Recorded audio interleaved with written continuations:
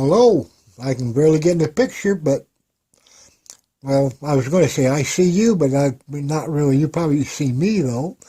Anyway, this is one of my very, very old paintings. This is called Linda in the Looking Glass. It's a 16 by, or a 12 by 16 acrylic on tempered masonite. This is a mixed media, but it is acrylic, and it's a mixed media. It's one of my experiments that I did way back in, I guess the date is down here, 1975, I think, or something like that.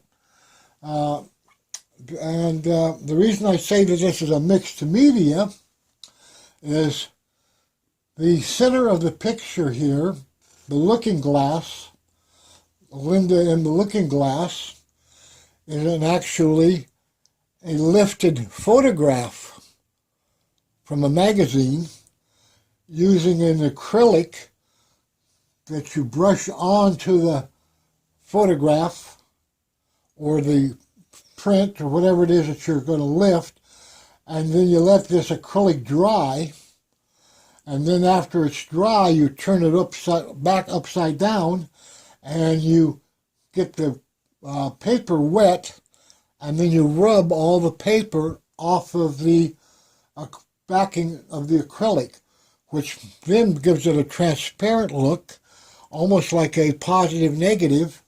And then you take and put more acrylic down on the masonite, and then you put this sheet of acrylic back down on the masonite, press it into place, and when it dries, it is the image of whatever it was that's in the photograph.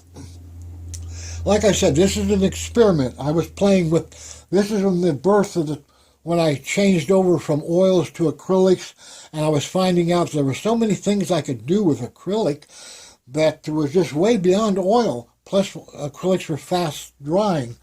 So anyway, this is an acrylic, thin acrylic sheet. And of course, how thin it is how many coats of acrylic, clear acrylic you put on top of this photo before you decide to flip it over and peel and scrape off all of the paper, wet paper. And I wasn't sure, so I didn't feel secure in one coat. I didn't feel secure in two coats. I probably gave this 3-4 coats of acrylic and let it dry before I attempted to peel off the backing. And then I adhered it to the masonite, and in this, instead of trying to buffer out my edging like you could do, which would be smoothing it into your painting surface, I didn't do that. What I did is I took and created a actual extended, this border, actually, you can run your finger along it, and it's an actual ridge. And it's added I added a gold powder to clear acrylic and created this gold frame-like that gives it this looking glass or picture-like picture on a picture. Then so at that time, there was just this photograph on a white background. And so then I decided to make it all blend together, and I added all this other color and the hair extending, and then I added acrylic and texture to the hair and the face, and accented eyebrows and things I wanted to do, and eventually created this piece of artwork. So this, like I said, this is experimentation, and at the time, because of it being experimentation and because of where I got the photograph and different things, I won't go into that, but because of that, I signed it Yvonne Richards, which is one of my pseudonyms. I don't have a lot of pseudonyms, but I've come to the conclusion that some of these names I come up with had to be past life experiences. So someplace in a past life, I'm not saying I was a woman, because Yvonne, or Yvonne, is a European name. It's like Francis. Francis could be male or female. Most people think Francis is a female's name. But I used to work with a guy that was named Francis, and where he came, part of the world he came from, Francis was a common male's name. So, Yvonne is the pseudonym, and why I named it that is because I was keeping myself a little bit distanced from it. So I signed the painting in the back with my actual name, but just on the overall, I don't know why. It was just some kind of quirky thing at that time in my life.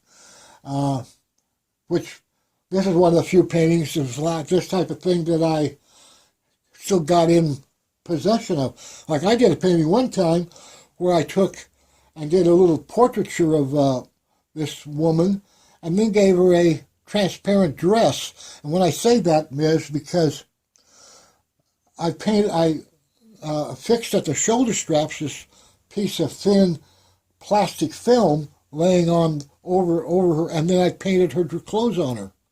So if it was hanging on the wall, it looked like a complete painting.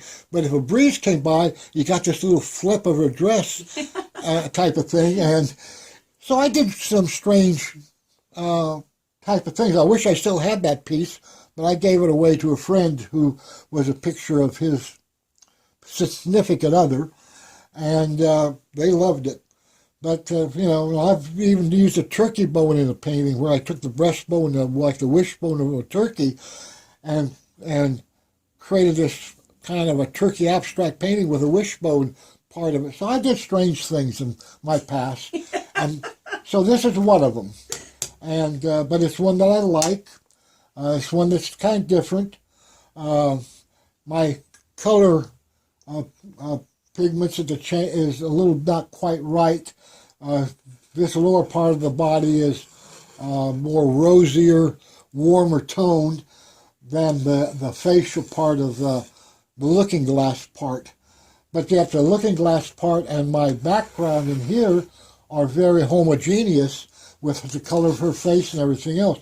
What's kind of out of place is all of a sudden the wholesome richness of the color of the part that's not in the looking glass. Now that could be good or bad, doesn't matter, because it's different, because in reality, this is the looking glass, the reflection of herself, and this would be the warmer reality of actual being.